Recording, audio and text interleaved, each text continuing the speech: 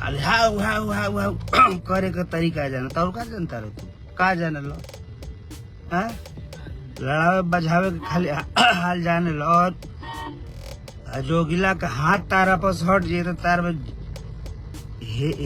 का कल हेकर भाव तार हेकर गिनती में तू घंटा वो कुकुर ना पूछी भाव भाव घूम तारा पाँच गो फॉर्चूनर लेके जेकर घूम तारा फॉर्चूनर जेकर साथे बंटी बाड़े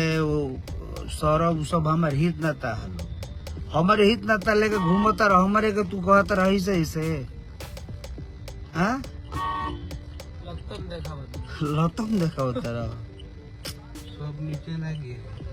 पट्टा में पैर के नीचे वाला कबू नीचे ना गिरी याद कर लियो विशेष ना बोलब तो ऐसे तार लगा कर तार लगा राइटर लोग ही साफ करला प्रेमी जी के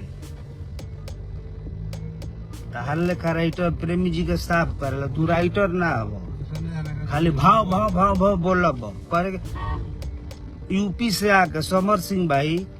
मार जूतन पीट के बोलन हाले में केहू जानल है रहते राती आके तू भइल बड़ा बड़का प्रमोद के पंगा लेवेला प्रमोद के तू एथी कर ऐसा ऐसा करता रह 12 बदमाश करते के मुंह टूट जीता दू भाई के लड़ावे में तार हाथ ठीक बा हमारू गावा तारन तब उनकर के तो स्पेशल हम ना कहनी कि सब लोग गा दे 3 साल पहले तार दादा ही रहन गावे खातिर हाँ सोनू सुधाकर के तन पूछिए तक लोटा में जल छलकी के कर गाना है हाउ हाउ कोई बंद कर आ रहल बात की उनकरा से हमारा नहीं तू लोग अपना जगह पर बेचारे बड़ा हम अपना जगह बन तू बीच में बोले वाला के हो कुत्ता पालतू कुत्ता हो कर कतनो लोग के तलब करा दिल जब से तू अल गाना लिखे के तो भगवान लूर देले बाड़े ना तारा के न सुध गाना तू लिखे वाला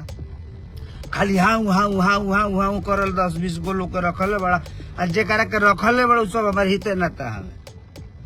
दानापुर धइले पूरे पटना में खोजब नु सब हिते नाता हमारे ने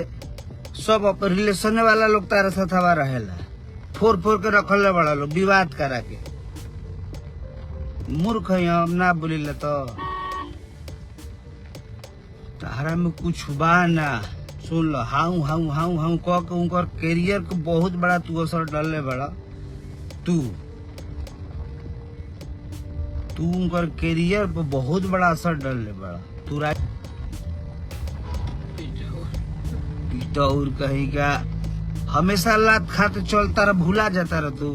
बताओ यूपी से आकर सबर भाई आप सबको पता ना अभी पटना में आके रहते रहते इतना मार मरले बागुला कह वीडियो करबा हमारा 71-76 को छेद बा हमारा में तो 76 को बा तारा में 576 को छेद बा तारा में जाता ना तो भूमिका लेकर कर तारा लोग है काम उससे हमारा घंटा फर्क नहीं के पड़े वाला मैंने जाता ना आई कुल 11 पहले तू कोयला होकर घंटा हमारे फर्क ना पड़ी यूज करे कहा जो प्रमोद के डैमेज करता रहा केहू के सहारा लेके वो का करी हाँ घंटा के कुछ ना करी भौकाल को अगला से विद्रोह मत कराओ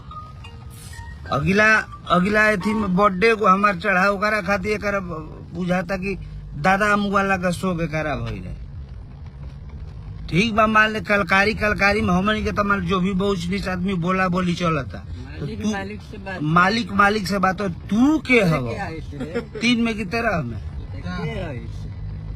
आउट टीम में उनका नहीं खे कहू और उनका टीमों में सब लोग बा ईमानदार बा कि ना कि तोहर लेखा का हम कही